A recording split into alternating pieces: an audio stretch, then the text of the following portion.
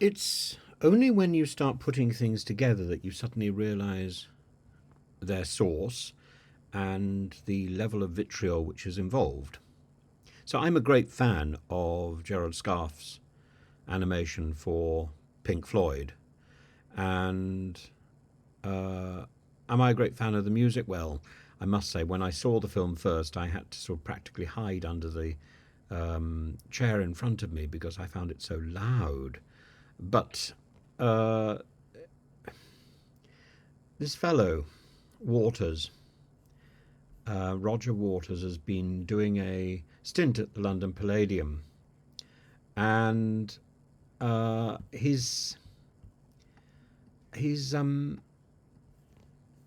yeah, when you go back and start looking at what he was proposing during the concerts of the Wall when they were first being looked at, and the BBC has been investigating this. He wanted to write anti-Semitic slogans across these extraordinary inflatables created by Gerald Scarfe, and he wasn't allowed to do so, thank God. Um, and the last time he was in the Palladium, he started mouthing off about the Pink Floyd lyricist, Polly Samson, who'd called him anti-Semitic to his rotten core, by shouting out mid-concert, Polly Samson, who would want to wake up to that each morning or every morning? Now, doesn't that sound familiar? Isn't that the same sort of thing that Laurence Fox said about Amy Evans? It's the same phrase.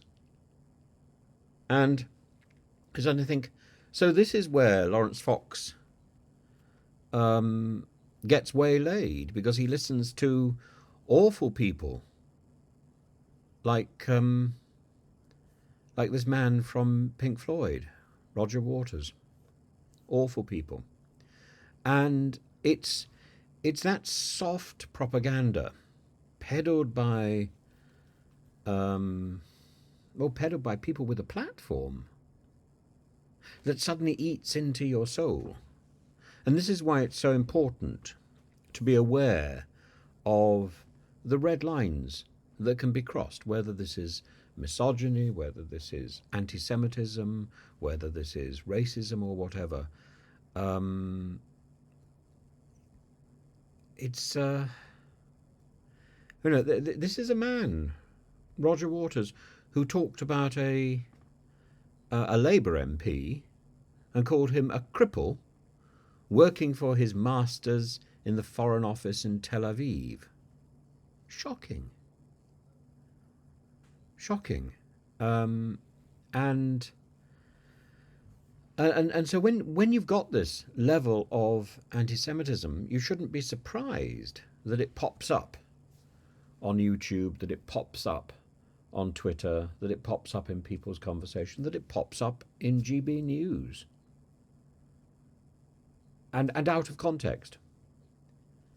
If somebody is prepared to invest so much energy into hating one group of people, the language can be adapted for other people. And I don't believe, I'm coming back to the Laurence Fox thing, I don't believe Laurence Fox is a wicked person. I really don't believe it. But I do believe he's misled. And I probably suspect he listens to people like Waters and, these incredibly powerful individuals who've got a platform. So I know I have a platform, a small platform, and I think I have a duty and a mission to do some good with it, certainly not to do harm. And, even if I'm going to poke fun at somebody, and I do, I think it should be somebody in power, not somebody without power. And it should be somebody who has done harm, or is doing harm, or is not doing good. And I think that is important. It's important to to keep the art of satire alive. That's the art that lies behind cartoons, caricatures, and also a lot of light entertainment. You know, if you go back right to the beginning of Greek tragedy, the iambic pentameter, which of course we all know about from Shakespeare, da dum da dum da dum da dum, and so on. This was a rhythm which was used in Greek tragedy for satirical comment. It was specifically designed for satire. Satire is so important because it's particularly, I think, in an age where Parliament has been taken over by sloganizing. It's important when the opposition fails, when the media, the mainstream media fails, when newspapers fail, that there is still that source of satire, jabbing at power and questioning it. And we see the value of people with platforms in this Roger Waters thing. People with platforms have power. So we have to make sure that even in a little platform, one's power is not malignant. And a variety of views are expressed. It is possible to have two views at the same time. It is possible to develop a view. And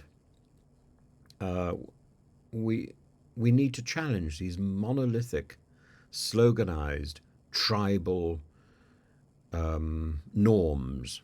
We need to challenge them, chip at them gently, all the time, often laughing at them.